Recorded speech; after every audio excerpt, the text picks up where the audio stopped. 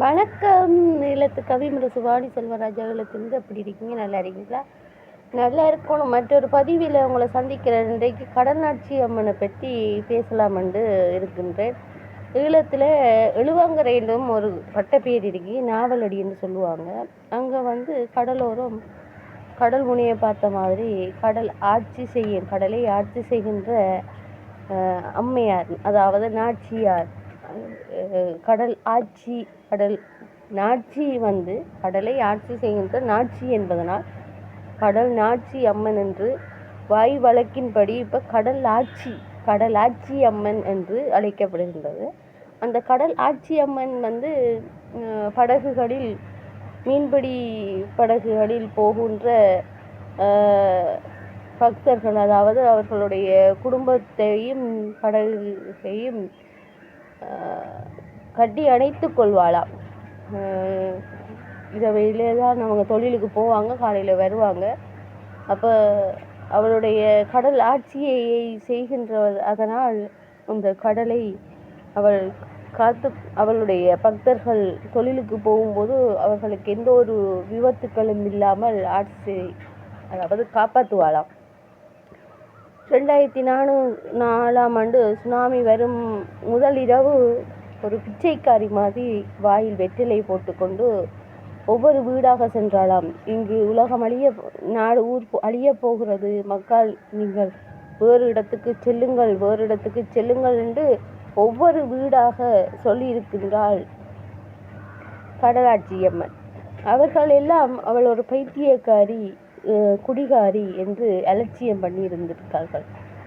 Tsunami ஏற்பட்ட போதுதான் ஒரு சிலர் சொல்லியிருந்தார்கள், அது எங்களுடைய முகாமில் நானும் அங்கே அமர்தகளில் இருந்ததனால் அந்த ஊர் அவ்வளவுகரையும் ஒரு பாடசாலையில் அமர்த்தப்பட்டார்கள். அப்போது அவர்கள் சொல்லியிருந்தார்கள், சுனாமிக்கு முதல் நாள் ஒரு கிழவி வெற்றிலை போட்டுக்கொண்டு இப்படி சொல்லித்திருந்தால் எங்களுக்கு தெரியாது அவள் கடலாட்சி என்று. நாங்கள் தெரிஞ்சிருந்தால் நாங்கள் இப்படி நடந்திருக்க. அப்போ தெரிந்திருந்தால் நடந்திருக்காது. கடவுள் எப்போதும் கடவுளாக வரமாட்டார். ஒரு மானிட வேடத்தில் சர்வசாதாரணமாகத்தான் வருவார் என்பதற்கு இதுவும் ஒரு சாட்சி. அதனால் அன்று தொட்டு சடங்குகள் என்றால், நான் சிறிய வயதிலிருந்து எங்களுடைய சித்தப்பா அங்கு பூசாரியாக இருந்திருக்கிறார். உறவு முறைகளில் வேறு தூரத்து உறவு முறைகளும் அங்கு பூசாரிகளாக இருந்திருக்கின்றார். சுனாமியில் அவர் கடலில் அடிக்கப்பட்டு மரணித்து விட்டார். அப்போ அவர் சிவலிங்கம் என்று சொல்லுவாங்க. அவரை தெரியாத ஆக்களே தெரியாது. ஆனால் நல்ல தெய்வங்களை ஆட்டி விற்கும் பூசகர், அவர் தலைமை பூசகர். அப்படியான சிறப்புமிக்க கடல் நாட்சி அம்மன் திருச்சடங்கை நான் சென்று பார்த்து வந்திருக்கின்றேன். அதற்கான நல்ல நிகழ்வுகள் நடைபெற்றது, சிறப்பாகவும் இருந்தது. இந்த ஒளிபரப்புக்கு பின் அதற்கான வீடியோக்கள் உங்களுக்கு வலைத்தளத்தில் வெளியிடுவேன். அதாவது இந்த பதிவு ஊடாக நீங்களும் பார்வையிடலாம். கோயில்களின் அழகுகள், மூலஸ்தானம் ஃபோட்டோ எடுத்திருக்கிறார். அது சில நேரங்களில் அந்த படம் பிடிக்கப்பட மாட்டாது. அதுவும் ஒரு அற்புதம். சுனாமி பிறகு அது திருத்தி வடிவ செய்திருக்கிறாங்க. நீங்களும் கண்டு மகிழுங்கள்.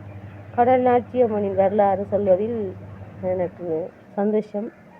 கடலை ஆட்சி செய்வதனால் கடல் நாட்சி என்றும், கடல் ஆட்சி என்றும், கடல் ஆட்சி என்றும், அவள் ஆட்சியாக வந்ததனால் கடல் ஆட்சி என்றும் பெயர் கொண்டு மக்களை காப்பாற்றி வருகின்றாள். பல திசைகளிலும் பக்தர்கள், கோடிக்கணக்கான மக்கள் அங்கு இருப்பதர்கள் குறைவு. சுனாமிக்கு பிறகு இருப்பது குறைவு. ஆனால் திருச்சடங்குகள் இரவுகளில் அந்த கோயில் எல்லைகள் எல்லாம் இருக்கிறது கூட இடமில்லாமல் அப்படி நிறைந்திருக்கும். நன்றி, வணக்கம். ஈழத்து கவிமுரசு வாணி செல்வராஜா, ஈழத்திலிருந்து. நன்றி.